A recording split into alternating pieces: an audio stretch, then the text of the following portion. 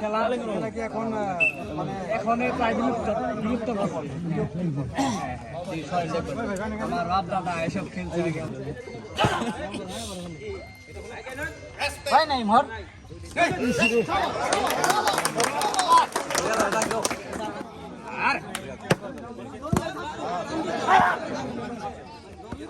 ধরেন স্যার